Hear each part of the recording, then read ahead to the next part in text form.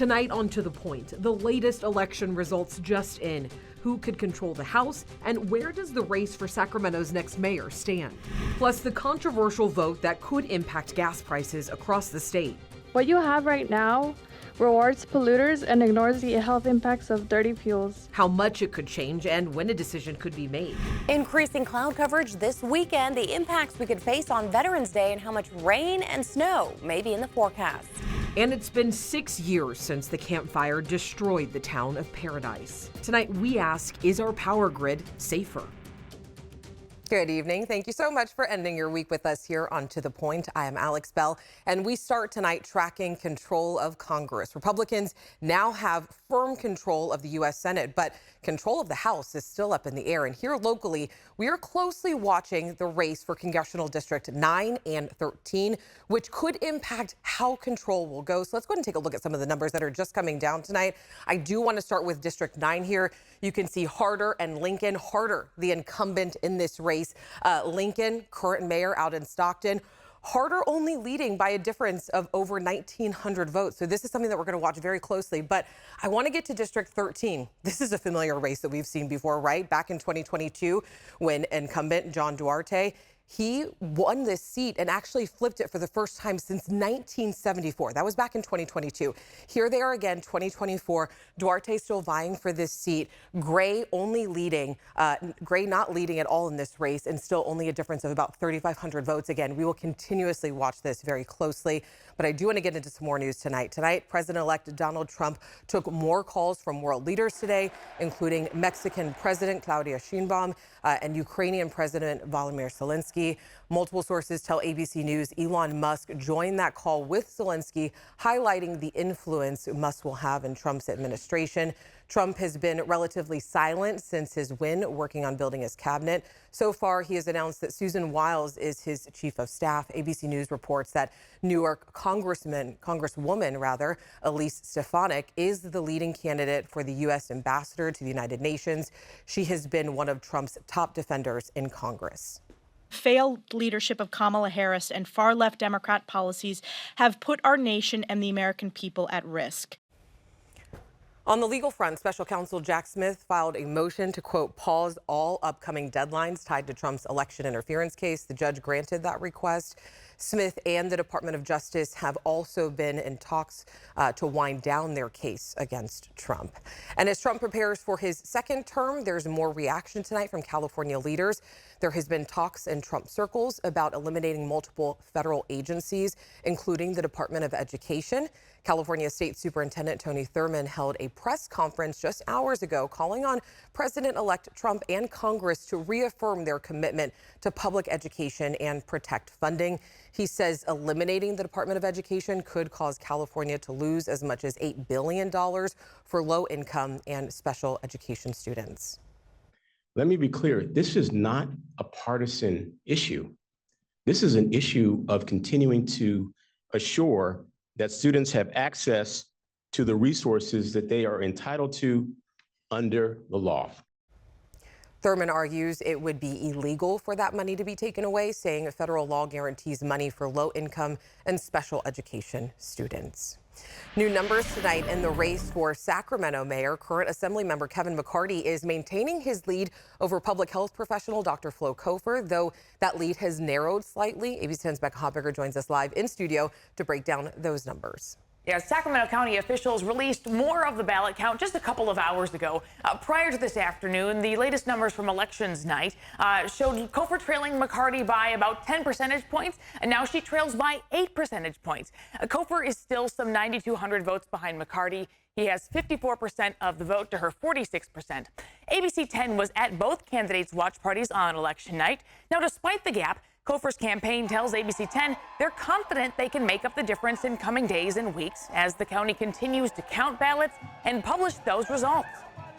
We know that our people tend to vote late. A lot of our folks voted on election day, so those votes are going to get counted later. We always expected that the early votes would be favorable towards our opponent, and we're closing the gap. And so that's what we were always expecting to do. That's the direction that we want to see this heading. We asked McCarty's campaign for an interview or statement today. They published one on social media saying, "I want to thank my supporters, volunteers, and all Sacramentans. I'm pleased so far with the results, but with tens of thousands of ballots left to count, there is still a long way to go. I look forward to the next batch of results next week."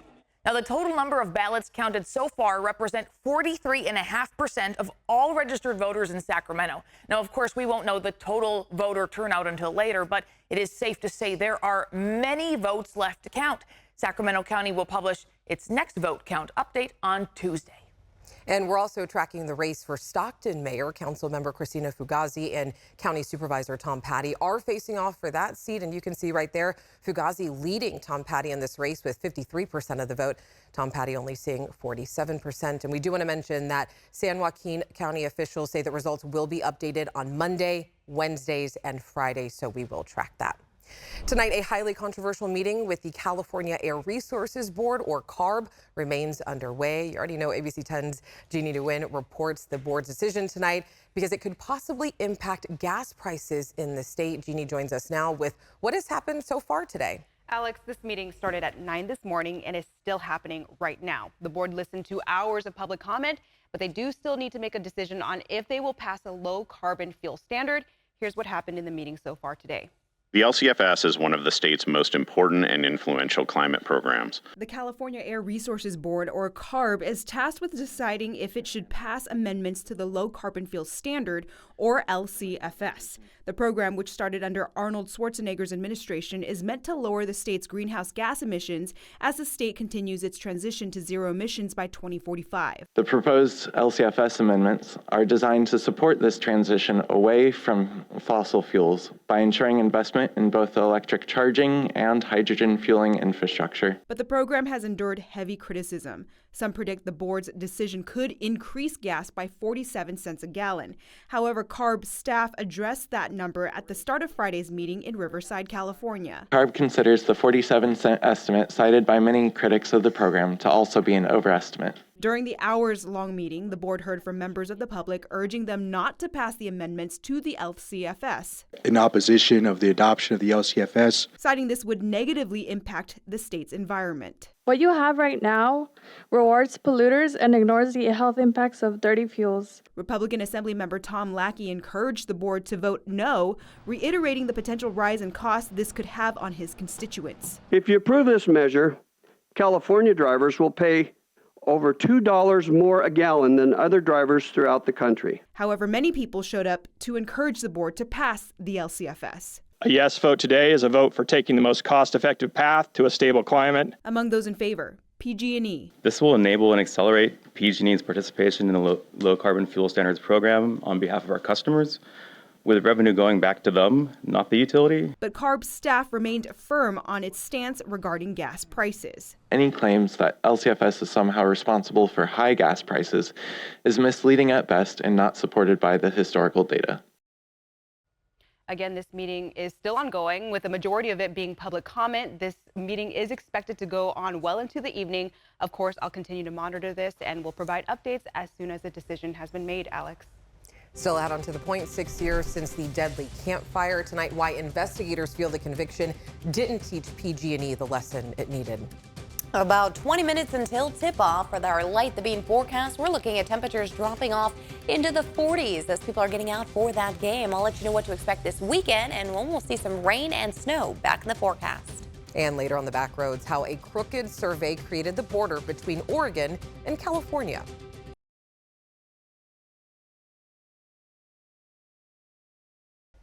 Welcome back. The mountain fire in Ventura County continues to burn tonight, threatening homes and structures. The wildfire exploding in size, growing to over 20,000 acres in just 36 hours. More than 130 homes have been destroyed, many others damaged, and thousands more still at risk. Fire officials are still working to determine what actually started that fire. But I want to go ahead and bring it back here locally. Carly, tracking our weather conditions here because you do have a weather impact alert for us here in Northern California. Yeah, our winds slowed down, which has been nice, but now we're looking at a transition in our weather pattern where we're looking at rain and snow returning to our area. Now, our weather impact alert is for Veterans Day on Monday. The impact, of course, is these valley showers and that Sierra snowfall. After it passes, we get a little peek of sunshine in and out. Our need is to monitor the events. Do you have parades? Do you have outings? Do you have events planned for that day? If so, you'll want to be prepared, and we're here to prepare you. Make sure you have a nice jacket on, first of all, something to keep you warm, because not only are we getting the wet weather coming through and the colder temperatures, but we're also looking at wet conditions that you want to protect yourself from, whether it's blowing debris and objects on the roadway to going to the Sierra. You're looking at Sierra chain controls expected as we'll start getting that dusting of snow and then potentially a couple of inches up high. Now, currently we're looking at high in place, and we will get some of these clouds right behind here that are expected to move in and out this weekend. Partly sunny skies to mostly cloudy skies in and out of our area. Then wind gusts, they'll pick up along that front as it arrives on Monday. 20 to 25 mile per hour wind gusts over the Sierra Crest could get as high as 40 to 50 miles per hour. So timing this out for you, take a look here.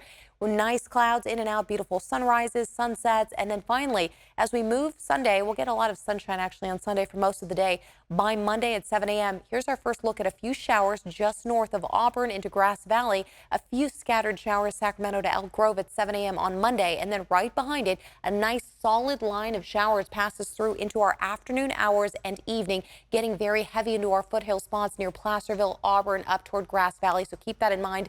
Up high, we're looking at a few inches of Sierra snowfall. Over the next few days, temperatures dropping down on Veterans Day to the low 60s, with mid to low 60s expected next week. Coming up onto the point, remembering the deadliest fire in state history. 6 years later, are power grids any safer? Plus, where and when new affordable housing is coming in our area.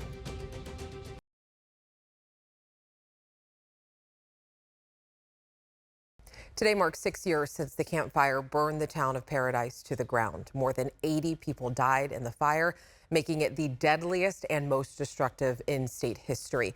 The fire also made American history as the largest mass homicide conviction against a corporation, PG&E. ABC 10 reporter Brandon Ritteman has been investigating for the past 6 years since covering the fire. He shows us why investigators feel the conviction didn't teach PG&E the lesson it needed. The morning of November 8th, 2018, the people in Paradise, Concow, and Magalia woke to fire. Evacuate on foot! Get out of your cars! 84 people died in this fire as crime victims.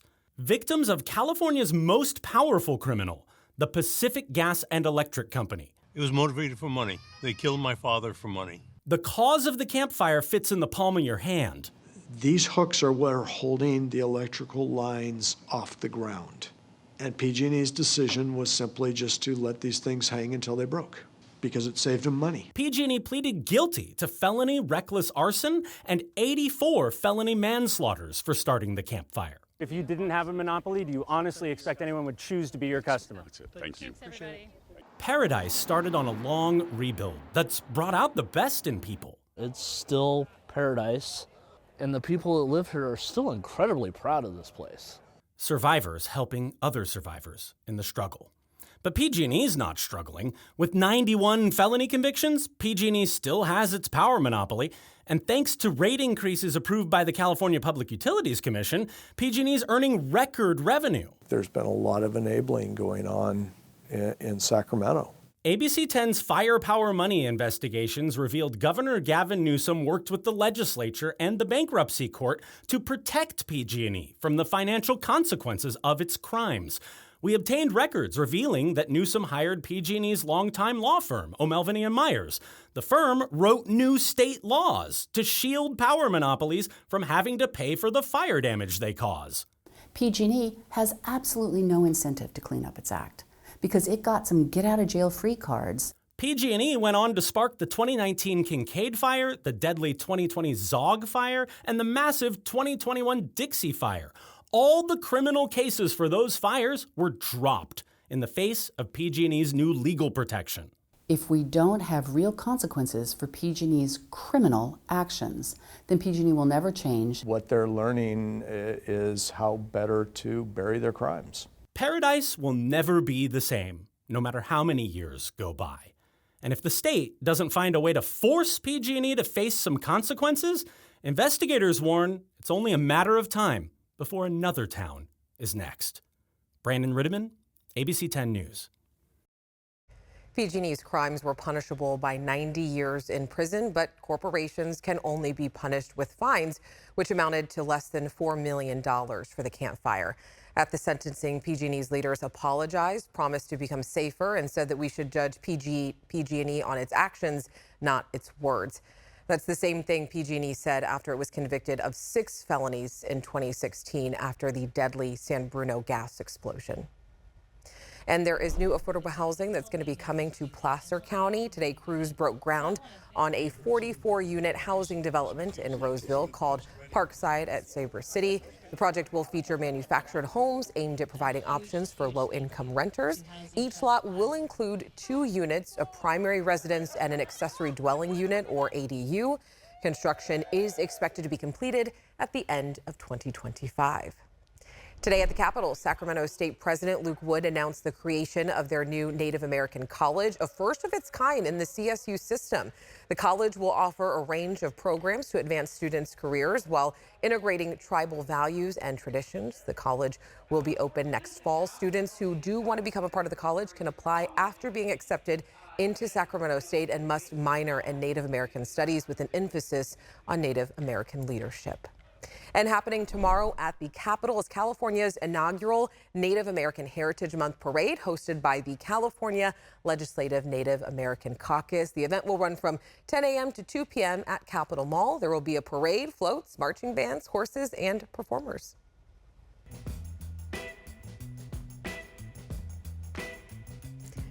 It's time for another trip on the back roads. Tonight, John Bartel shows us how California got its shape by taking us to the northern boundary line. Where exactly is California's boundary line? Let's find out. In 1848, Mexico gave up what is now known as California in the Treaty of Guadalupe Hidalgo. It was decided that the northern boundary line separating California and the Oregon Territory would land on the 42nd parallel. There's just one problem. Nobody physically knew where that was. Watch for there's a log down right there behind you. Yeah. In fact, few people today could physically find the boundary line. So back in 2019, I enlisted the help of surveyor Richard Davis. We're getting in the thick of it now. The Northern California boundary line spans 212 miles between Del Norte and Modoc counties. The reason it's so hard to find is because the original surveys were platted back in 1868. The man who originally ran the 212-mile survey was Daniel G. Major, and he was listed as an astronomer and surveyor. Daniel Major used a sextant and a crew of 19 men to locate the intersection of Nevada, California, and Oregon. He started at the eastern edge of California at Fort Bidwell in Modoc County, then made his way to the Pacific Ocean in Del Norte County. It was very difficult at that period of time to determine where latitude 42 precisely was. Finding longitude back then was fairly simple, but finding latitude required looking at the stars, using an accurate watch, and performing lots of math. On top of all of that, Daniel had to measure the distance with a heavy chain. It was 66 feet long, and they would have to pull that through the brush, which would drive you crazy. Daniel's journal recounts crossing arid plains in Modoc County, snowy mountains in Siskiyou County, and dammable brush in Del Norte County, all before reaching the Pacific Ocean. It's just a circular disc here. So this is not as impressive as I was hoping. Yeah, it's not as impressive as some of the markers are. It took Daniel Major a little over 2 years to complete the survey and reach the Pacific Ocean, which he supposedly marked with a whalebone. So this concrete is in place of that whalebone. This is supposedly replaced where the whalebone was. When Daniel Major was hired, he was supposed to create a straight boundary line along the 42nd parallel. That didn't happen quite that way. Unfortunately, due to his primitive survey equipment, his assumed straight boundary line ended up looking like jagged saw teeth. It may be years before the people of Pine Creek know whether they live in Oregon or California. And that may be just the beginning of Oregon's border wars. For decades, Oregon and California fought over boundaries and mineral rights, leaving some communities like the town of New Pine Creek wondering what state they lived in. We don't know where the border is. We help each other out, all of us. Other than a few exceptions, both states ultimately decided to stick with Daniel Major's boundary line because changing it would be too costly. When you consider that this was done in 1860-something and the equipment that they had would have been declared very primitive to what's available today, I think they did a bang-up job. From the California-Oregon state borderline in Del Norte County, I'm John Bartel. Hope to see you on the back road.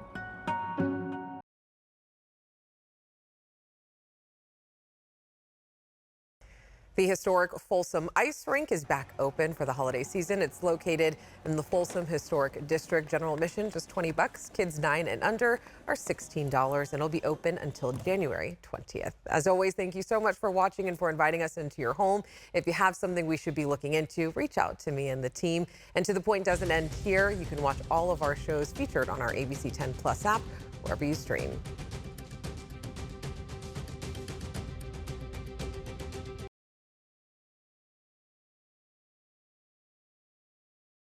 Hey, it's Alex. I just wanted to say thank you so much for watching. The To The Point team and I love hearing from you, and I hope that you'll stay in touch. And don't forget, you can always email me and the team at tothepoint@abc10.com, or you can even send us a text message at 916-321-3310.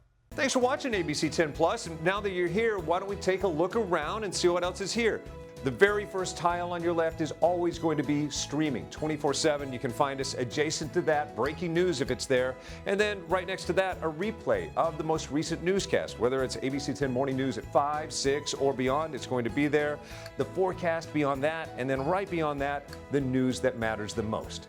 Now that you know the basic tiles, let's go up to the top and take a deeper dive into news.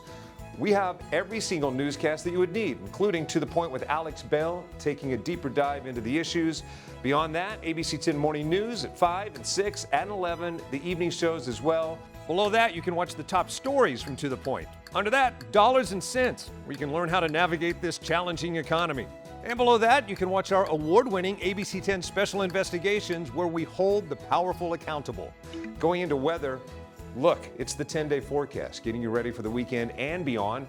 Beyond that, sports. I know you care about the Sacramento Kings. We have the most comprehensive guide to anything, everything Kings in the locker room and on the court. We have it. Below that, I know you care about the San Francisco 49ers. We can't mention Bay Sports without talking about the Oakland A's. We have that too. What's super exciting, I know you care about high school sports. You'll never find a more comprehensive guide and team dedicated to high school sports.